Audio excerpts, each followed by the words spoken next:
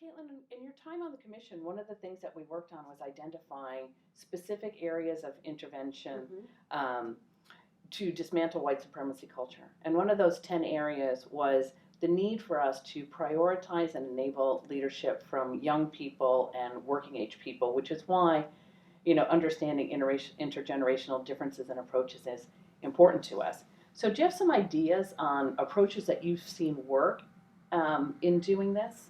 Yes, I have, as you know, Mary, I've been a real advocate of like a bright spots approach inside of the denomination, meaning what is working? How do we do more of that? And I think there's some very concrete things that I've seen work or I think could work around this question that you're asking. So one is how we think about including people, right? Are we going out into the community, seeing what folks in this age range that we're talking about or any other demographic consideration we're talking about, what are they up to? What are they passionate about? What do they need? What would be helpful? And then figuring out how we relate to that. So I'll give you a really specific example, like congregations that are involved with movement organizations or community organizing. In Phoenix, for example, they figured out that a lot of the movement we're doing, protests at jails when undocumented people were, being held in our 4th Avenue jail. So what did they do? Instead of doing their hospitality night that the fellowship did all the time on Thursdays, far away in Paradise Valley, which is a wealthier, not as central part of Phoenix, started doing it at the jail. So there was soup and bread and food at the jail, and they used that same budget line item they would have used at the congregation. They did it down at the jail. So the activists started talking to the congregants and people were engaged. It was just a different way of thinking about what hospitality in the world looked like. So that's one thing, going where they are, finding out what they're into. The second is it's not about bribing people. It's about having integrity about how we use our resources. So how to make people feel welcome. One important thing to remember is that if young people have a relationship with someone in the congregation, they're probably going to ask one time for something. And if they get a grouchy response, they're probably not going to come back. Whether that's, can we use the space for a movie night? Can we use the space for a parents group? Can we use the space to have some activists sleep here who are coming through town? Can we do, anything, right? There has to be an understanding in the congregation, we want you here. This is ours, but it's not just ours, whatever our resources are. And so there's a spirit of welcome and invitation, right?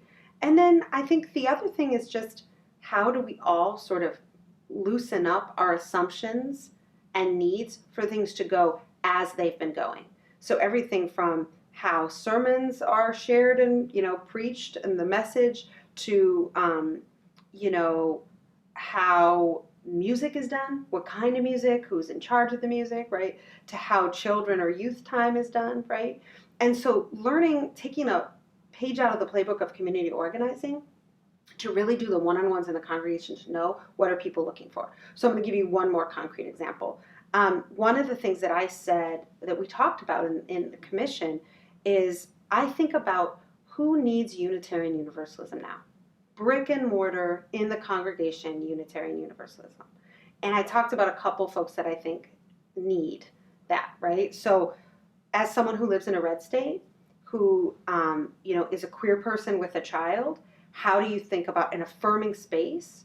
That's an important need that I have from the UU space, right? Even if I don't go all the time, even if I'm not connected in terms of events.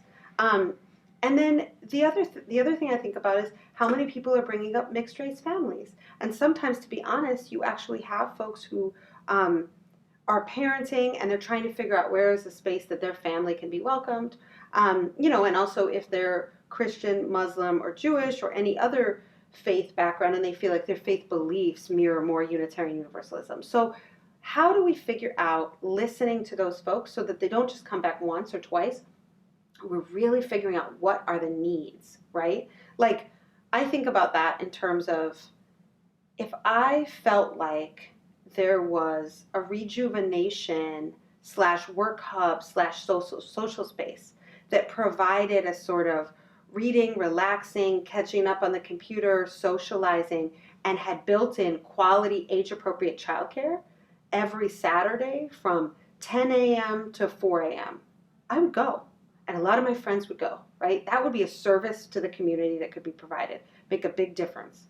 Free childcare in the afternoon, other kids. Many of our congregations are actually equipped to provide that childcare. They have the space for that. And so I'm curious as to like what are the ways that that could actually be utilized by listening to what in our local communities different folks need. Right. Mm-hmm. And what would be particularly helpful for working age people and working parents. Yep.